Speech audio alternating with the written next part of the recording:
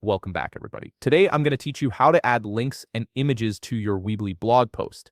Whether you're enhancing your content with external resources or making your images clickable, this process will help you create more interactive and engaging blog posts for your readers. First, you'll need to open your browser and navigate to Weebly.com. Once you're there, log into your Weebly account using your credentials.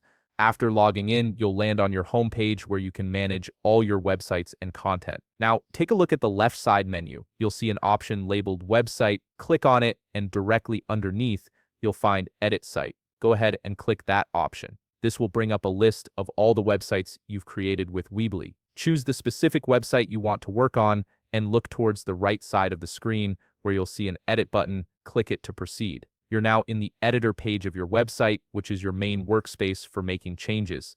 On the top menu, locate and click on Pages. This will display all the pages you've created for your site, giving you a complete overview of your site structure from the list of pages. Select your blog page. This action will direct you to your blog page where you can see all your published and draft posts. Simply click on the blog post you want to edit, and you'll be taken directly into the post editor where you can make your changes. To add a link to a text element, click on the text element you want to modify, highlight the specific word or sentence you want to turn into a clickable link.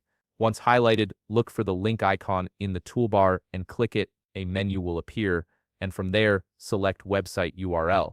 Paste the URL you want to link to in the provided field. This turns your selected text into a hyperlink that readers can click to visit the external page.